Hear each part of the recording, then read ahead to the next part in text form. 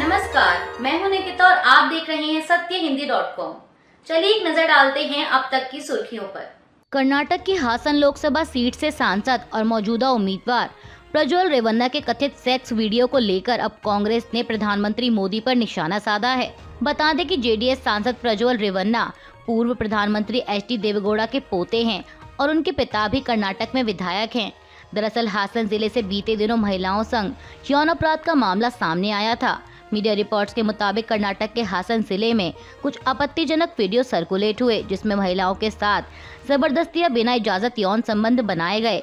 मामले को लेकर राज्य महिला आयोग ने मुख्यमंत्री सिद्धरमैया को चिट्ठी लिखकर जांच के लिए एसआईटी गठित करने की मांग की थी और इस मांग के जवाब में मुख्यमंत्री सिद्धरमैया ने जांच के लिए एसआईटी गठित कर दी है।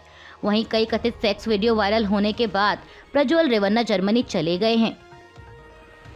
प्रज्वल रेवन्ना के कई कथित अश्लील वीडियोस वायरल होने के बाद कांग्रेस प्रवक्ता सुप्रिया श्रीनेत ने प्रधानमंत्री मोदी से रेवन्ना के संबंधों को लेकर निशाना साधा है। सुप्रिया श्रीनेत ने एक प्रेस कॉन्फ्रेंस के दौरान कहा कि कई बार जब आप कुछ किस्से सुनते हैं तो लगता है कि किसी घिनौनी फिल्म का सीन चल रहा है, लेकिन फिर पता चलता है कि ये यथार्थ है और घिन आने लगती है ऐसे लोगों से, ऐसे समाज से और ऐसे नेताओं से जो इस तरह के लोगों को बढ़ावा देते हैं। कांग्रेस प्रवक्ता ने प्रधानमंत्री मोदी के साथ प्रज्वल रेवन्ना की तस्वीर दिखाते हुए आगे कहा कि 14 अप्रैल की ये फोटो है। प्रज्वल रेवन्ना एचडी देवेगौड़ा के पोते हैं और मोदी के वृद्ध परिवार का हिस्सा हैं। 2 सप्ताह पहले जब मैसूर में मोदी इनके साथ मंच साझा कर रहे थे, तब इनकी पीठ ठोकी थी और इनके लिए वोट मांगे थे। सुप्रिया ने कहा कि ये नेता अब देश से फरार हो चुका है। क्या नरेंद्र मोदी इसके यौन कुकृत्यों के बारे में जानते थे या अनभिज्ञ थे? उन्होंने आरोप लगाया कि नरेंद्र मोदी इसके हर कुकृत्य के बारे में जानते थे। उन्हें पता था कि इसके हजारों पॉर्न वीडियो हैं। इसने औरतों के साथ जघन्य काम किया है और सैकड़ों औरतों की जिंदगी बर्बाद की है। नरेंद्र मोदी जब 14 अप्रैल को रेवन्ना से मिल रहे थे, उन्हें सब पता था। प्रज्वल रेवन्ना के कथित अश्लील वीडियोस को लेकर उनके चाचा और कर्नाटक के पूर्व मुख्यमंत्री एच डी कुमारस्वामी ने कहा कि यौन उत्पीड़न के ये आरोप सिर्फ परिवार के लिए ही नहीं बल्कि पूरे समाज के लिए शर्मनाक हैं। कुमारस्वामी ने पत्रकारों से बात करते हुए कहा कि अगर ये मामला पहले हमारे सामने लाया जाता तो इस शर्मिंदगी से बचा जा सकता था। उन्होंने कहा कि जेडीएस भी रेवन्ना पर कार्रवाई करेगी। राज्य सरकार ने एसआईटी गठित कर दी है, एफआईआर दर्ज हो गई है। निष्पक्ष जांच होने दीजिए। जो लोग अपराध करते हैं तो उन्हें कानून के हिसाब से सजा भी मिलनी चाहिए। आपको बता दें कि रेवन्ना ने इन वीडियो को फर्जी बताते हुए अपने चुनावी एजेंट के जरिए स्थानीय थाने में शिकायत दर्ज कराई थी। हालांकि इस मुद्दे पर विवाद बढ़ने के बाद उनकी तरफ से कोई टिप्पणी नहीं आई है। लोकसभा चुनाव के लिए कांग्रेस ने पंजाब की 4 और लोकसभा सीटों पर अपने उम्मीदवारों के नाम का ऐलान कर दिया है। पार्टी ने लुधियाना से प्रदेश कांग्रेस अध्यक्ष अमरिंदर सिंह बरार को टिकट दिया है। वहीं गुरदासपुर से पूर्व डिप्टी सीएम सुखजिंदर सिंह रंधावा को उम्मीदवार बनाया है। इसके अलावा खंडूर साहब से कुलबीर सिंह जीरा और श्री आनंदपुर साहिब से विजेंद्र सिंगला को टिकट दिया गया है। बता दें कि कांग्रेस अब तक पंजाब की 13 में से 12 सीटों पर प्रत्याशियों के नाम का ऐलान कर चुकी है। केंद्रीय गृह मंत्री अमित शाह का एक वीडियो इस समय सोशल मीडिया पर जमकर वायरल हो रहा है। इस वीडियो में वे कथित तौर पर कहते हुए सुनाई दे रहे हैं कि भाजपा की सरकार बनेगी तो गैर संवैधानिक एससी, एसटी और ओबीसी के आरक्षण को हम समाप्त कर देंगे। हालांकि यह एक फेक वीडियो है और मामले को लेकर पुलिस को शिकायत मिली है, जिसके आधार पर केस दर्ज किया गया। दिल्ली पुलिस की तरफ से इस मामले में आईपीसी की धारा 153, 153 ए, 465, 469, 171 जी और 66 सी आईटी एक्ट के तहत केस दर्ज किए गए हैं। केंद्रीय गृह मंत्री अमित शाह के फेक वीडियो से जुड़े मामले में दिल्ली पुलिस ने तेलंगाना के मुख्यमंत्री रेवंत रेड्डी को समन भेजा है और उन्हें 1 मई को पूछताछ के लिए बुलाया है। दरअसल इससे पहले भाजपा के आईटी सेल के प्रमुख अमित मालविया ने दावा किया था कि तेलंगाना कांग्रेस का एक धड़ा अमित शाह के छेड़छाड़ किए हुए वीडियो को वायरल कर रहा है, जिससे बड़े पैमाने पर हिंसा भड़क सकती है। वहीं सूत्रों ने बताया कि मामले की जांच चल रही है। हम वीडियो के मूल तक पहुंचने की कोशिश कर रहे हैं। जिन लोगों ने इसे पोस्ट किया है उनसे पूछताछ की जाएगी और जांच में शामिल होने के लिए उन्हें नोटिस दिए जाएंगे। देश में जारी लोकसभा चुनाव के बीच तमिलनाडु भाजपा अध्यक्ष के अन्नामलाई को सुप्रीम कोर्ट से राहत मिली है। दरअसल अदालत ने हेट स्पीच मामले में उनके खिलाफ मुकदमे की कार्यवाही पर रोक जारी रहने का आदेश दिया है। बता दें कि अन्नामलाई पर आरोप है कि अक्टूबर 2022 में उन्होंने एक यूट्यूब चैनल को दिए इंटरव्यू में ईसाइयों के खिलाफ कथित रूप से घृणास्पद भाषण दिया था, जिसके बाद उनके खिलाफ हेट स्पीच की शिकायत दर्ज कराई गई।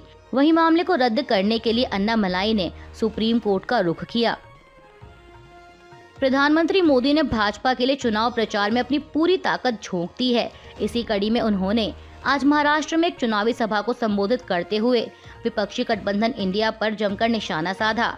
इस दौरान उन्होंने उद्धव ठाकरे गुट की शिवसेना को नकली करार देते हुए संजय राउत का नाम लिए बगैर उन पर भी हमला बोला।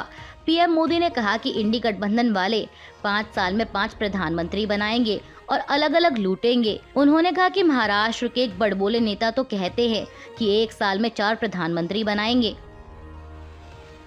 केंद्रीय गृह मंत्री अमित शाह ने भी आज एक चुनावी सभा को संबोधित करते हुए इंडिया गठबंधन को निशाने पर लिया। अमित शाह ने कहा कि सपने में सोच लो, अगर इंडी गठबंधन जीतता है तो प्रधानमंत्री कौन बनेगा।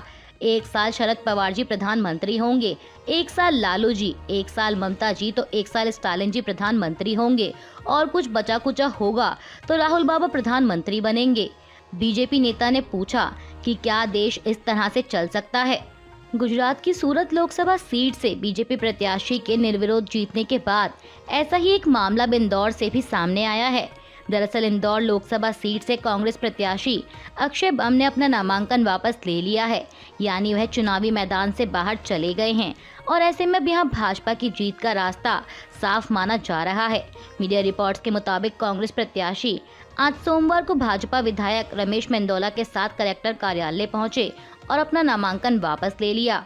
इसके बाद जब वह दोनों कार्यालय से बाहर निकले तो कुछ देर बाद मंत्री कैलाश विजयवर्गीय ने फेसबुक पर अक्षय के साथ फोटो पोस्ट करते हुए लिखा कि अक्षय का भाजपा में स्वागत है।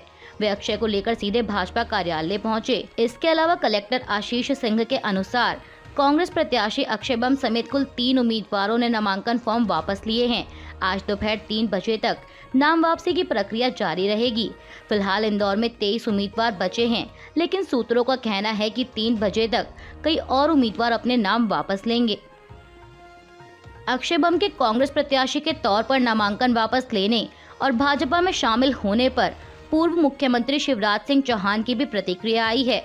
उन्होंने कहा कि विकास और देश को आगे बढ़ाने के लिए कांग्रेस के नेताओं और कार्यकर्ताओं का भरोसा पीएम नरेंद्र मोदी और भाजपा पर है। कांग्रेस की हालत ये है कि उम्मीदवार भी पार्टी के साथ नहीं रहना चाहते। इंदौर के उम्मीदवार आज भाजपा में शामिल हो गए। बीजेपी नेता ने कहा कि कांग्रेस देश को विनाश की ओर ले जा रही है, इसलिए अब उसके उम्मीदवार भी भाजपा में शामिल हो रहे हैं। झारखंड के पूर्व मुख्यमंत्री हेमंत सोरेन अवैध खनन घोटाला मामले में जेल में बंद हैं। इस बीच उन्होंने सुप्रीम कोर्ट में याचिका दाखिल की थी, जिस पर आज सोमवार को सुनवाई हुई। याचिका में सोरेन ने कहा था कि अपनी पार्टी के प्रचार के लिए चुनाव के दौरान उनका बाहर आना जरूरी है। साथ ही उन्होंने ये भी कहा कि हाईकोर्ट ने गिरफ्तारी के खिलाफ उनकी याचिका पर पिछले 2 महीने से फैसला सुरक्षित रखा हुआ है, इसलिए हाईकोर्ट के फैसला सुनाने में हो रही देरी को लेकर भी उन्होंने सुप्रीम कोर्ट का रुख किया। वहीं आज सोमवार को मामले पर सुनवाई करते हुए अदालत ने कहा कि हाईकोर्ट फैसला देने पर विचार करे और मामले की अगली सुनवाई 6 मई के लिए टाल दी गई है। केंद्रीय रक्षा मंत्री राजनाथ सिंह ने आज यूपी की लखनऊ लोकसभा सीट से अपना नामांकन दाखिल किया। उनके नामांकन पत्र दाखिल करने के दौरान उत्तर प्रदेश के मुख्यमंत्री योगी आदित्यनाथ और उत्तराखंड के मुख्यमंत्री पुष्कर सिंह धामी मौजूद रहे। राजनाथ सिंह ने नामांकन पत्र भरने से पहले लखनऊ में रोड शो भी निकाला। बता दें कि लखनऊ लोकसभा सीट से राजनाथ सिंह के सामने समाजवादी पार्टी उम्मीदवार रविदास मेहरोत्रा मैदान में हैं, तो वहीं बहुजन समाज पार्टी की ओर से इस सीट पर सरवर मलिक उम्मीदवार हैं। राजनाथ सिंह इस सीट से 2 बार यानी 2014 और 2019 का चुनाव जीत चुके हैं।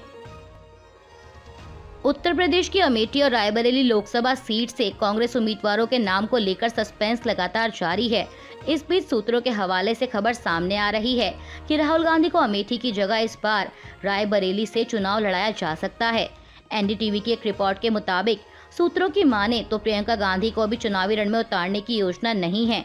वहीं इससे पहले कांग्रेस अध्यक्ष मल्लिकार्जुन खड़गे ने शनिवार को कहा था कि उत्तर प्रदेश की अमेठी और रायबरेली सीट के लिए पार्टी के उम्मीदवारों के नाम कुछ दिन में घोषित किए जाएंगे। देश के कई राज्यों में लोकसभा चुनाव के साथ ही विधानसभा चुनाव भी होने हैं और इन्हीं में से एक राज्य है उड़ीसा। अब ऐसे में चुनाव के मद्देनजर तैयारियों में जुटी कांग्रेस ने कल रविवार को अपने उम्मीदवारों की एक और लिस्ट जारी की है। इस लिस्ट में पार्टी ने उड़ीसा की 2 लोकसभा सीटों और 8 विधानसभा सीटों पर उम्मीदवारों के नामों का ऐलान किया है। बता दें कि कांग्रेस ने इस लिस्ट में अपने 2 प्रत्याशियों का नाम भी बदला है। पार्टी ने संबलपुर लोकसभा सीट से प्रत्याशी दुलाल चंद्र प्रधान को बदलते हुए नागेंद्र प्रधान को उम्मीदवार बनाया है। इसके अलावा बारीपदा विधानसभा सीट से प्रत्याशी बादल हेम्ब्रम को बदलकर प्रमोद कुमार हेम्ब्रम को टिकट दिया गया है।